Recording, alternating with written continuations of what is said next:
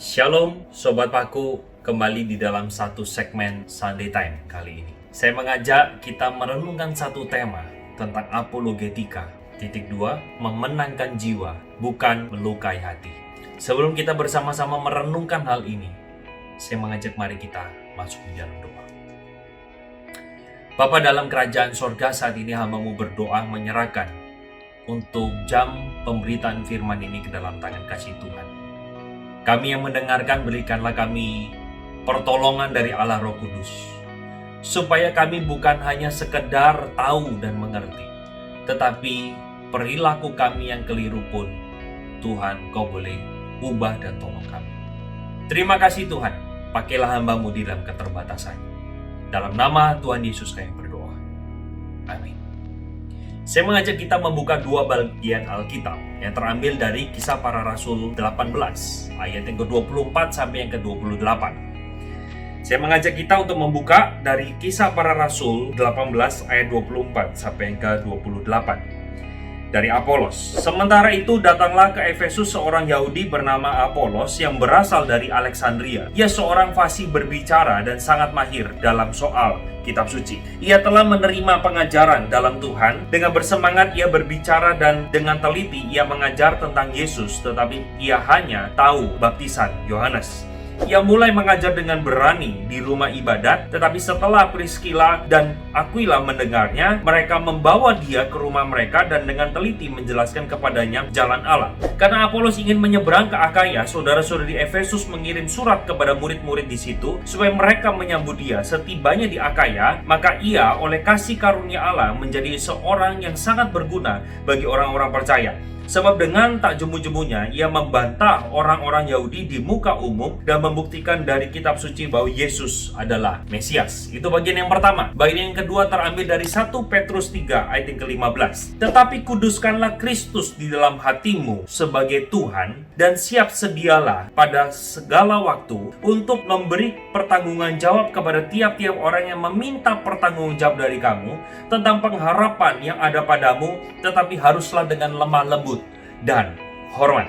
Sampai di sana saja pembacaan kita pada saat ini. Teman-teman, sekarang ketika kita bersama-sama menikmati perdebatan apologetika di dalam membela iman Kristen, seringkali mungkin kita menemukan bahwa kita senang sekali kalau penjelasan itu memuaskan akal sehat kita. Dan yang celaka adalah bukan hanya sekedar di sini, tapi mulut kita yang kita wujud nyatakan di dalam berupa tulisan, kita memaki orang lain yang berbeda pandangan dengan kita. Nah, saya kira seharusnya tidak demikian wajah apologetika. Apologetika bukan dimaksudkan untuk memenangkan perdebatan dan melukai hati orang. Tetapi seharusnya apologetika itu adalah berbicara bagaimana kita bisa mengemas sesuatu yang rasional benar, tetapi dengan kelembutan dan sikap hormat. Nah, sebelum kita bersama-sama mempelajari tentang bagaimana seharusnya kita berapologetika seperti yang firman Tuhan ajarkan, maka seringkali kita diperhadapkan pada kendala dalam hidup kita. Nah, teman-teman, kita seringkali merasa bahwa ya tugasnya beberapa apologis lah yang menyampaikan pembelaan iman Kristen. Saya tidak perlu. Tunggu dulu, teman-teman.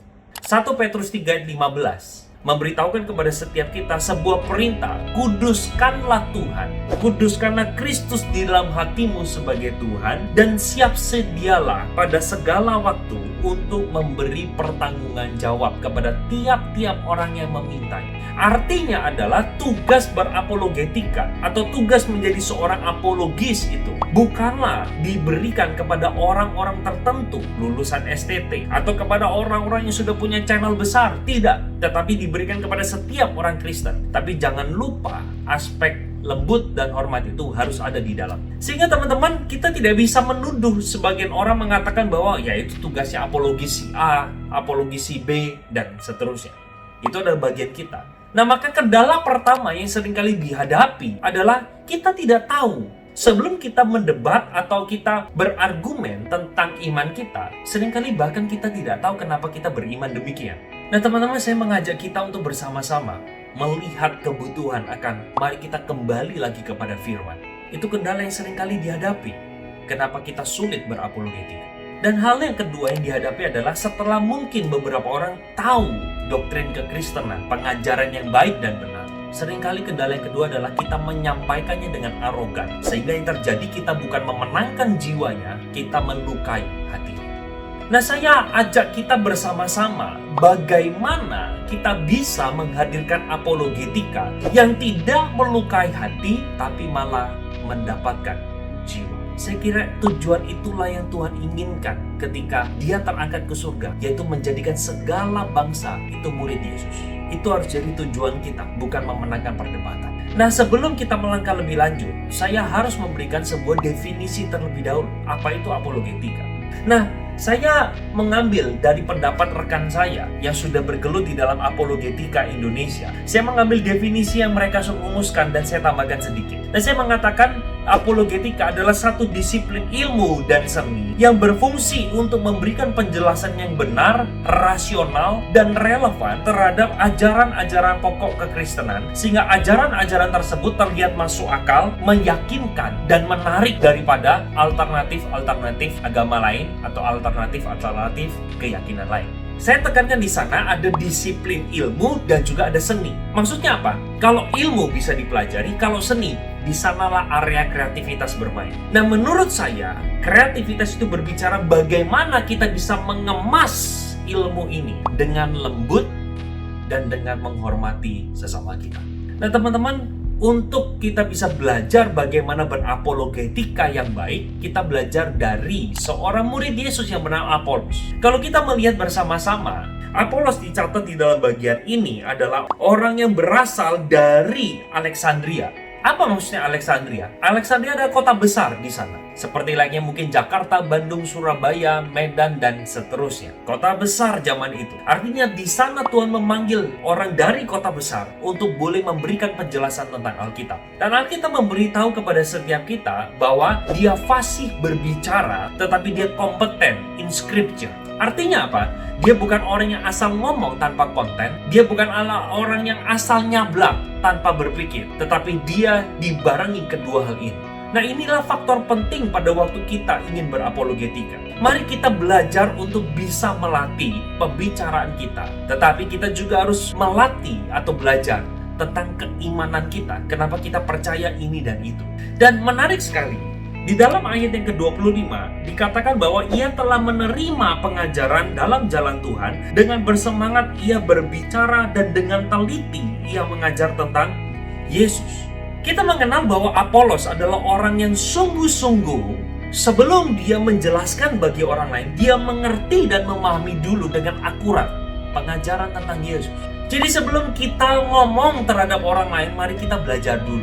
Dan efek yang terjadi sangat menarik sekali. Kalau teman-teman melihat di ayat yang ke-26, Aquila dan Priscilla ketika mendengarkan penjelasan itu, maka dia mempersilahkan Apolos untuk datang ke rumah dan menjelaskan lebih detail lagi. Artinya apa yang diberikan oleh Apolos ini, cara penyampaiannya berkenan kepada Aquila dan Priscilla.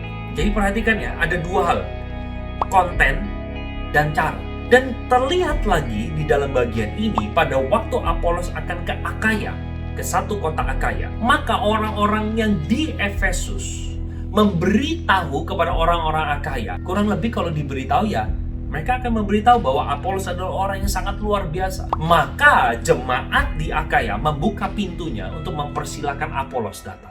Teman-teman, kalau apologetika yang dihadirkan oleh Apolos itu menyakiti hati orang, maka dia sulit untuk mendapatkan rekomendasi.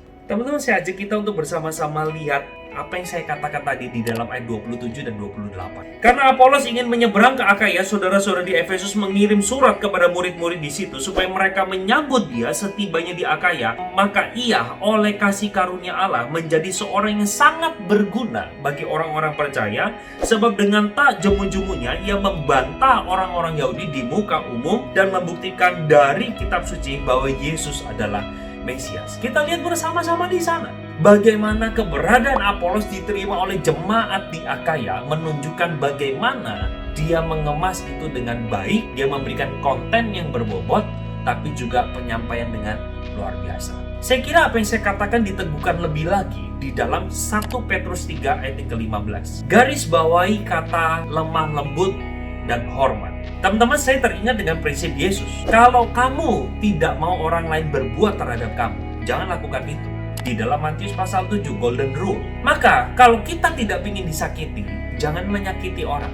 Saya justru menawarkan sebuah metode apologetika yang bagaimana kita tidak menyakiti hati orang lain. Tujuannya adalah supaya kita mendapatkan simpati dan dia tertarik dengan kekristenan. Teman-teman, tahapan dari orang itu belum percaya sampai dia percaya pada Tuhan Yesus, stepnya sangat banyak sekali. Teman-teman bisa lihat dalam diagram ini.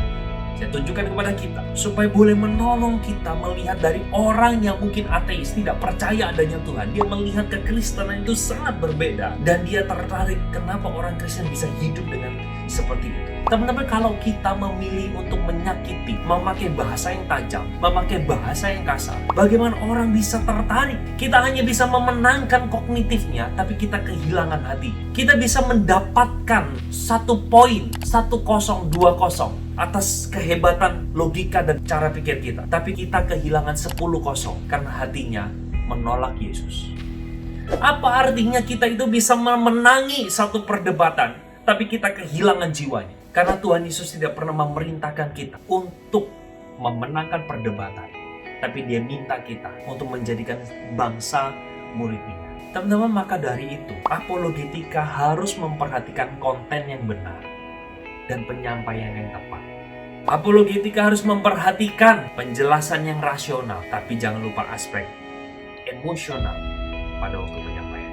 Teman-teman, saya rindu teladan dari Apolos, nasihat dari Petrus boleh membawa kita, boleh mengajar kita untuk apa? Untuk kita bisa mengemas kekristenan dengan lebih baik, dengan penuh kasih, dengan kelembutan, dan juga dengan sikap menghormati. Siapa tahu setelah kita mengemas ini dengan baik, kita rindu orang itu tertarik dengan kekristenan dan dia mengatakan dengan mulut bibirnya, "Aku memilih percaya pada Yesus." Biarlah renungan pada saat ini boleh menolong kita bersama-sama. Mari kita masuk di dalam doa. Abangku saat ini berdoa untuk teman-teman semua, para sobat Baku, ataupun orang yang baru pertama kali melihat channel ini. Aku berdoa biarlah Tuhan Kau yang boleh menjamah, Engkau yang boleh membuka pikiran setiap mereka, Engkau yang boleh menolong. Mungkin kami adalah yang menonton video ini adalah juga seorang apologis. Hamba-Mu berdoa biarlah Tuhan berikan satu hati yang dipenuhi oleh kasih, sehingga kami terus belajar supaya bisa menyampaikan konten dengan berbobot, tapi kami juga tidak lupa kasih itulah yang memenuhi hati dan pikiran kami, sehingga penyampaian kami tidak melukai orang lain. Tolong setiap kami yang lemah ini. Hanya di dalam nama Tuhan Yesus kami berdoa. Amin. Sekian teman-teman semua. Tuhan Yesus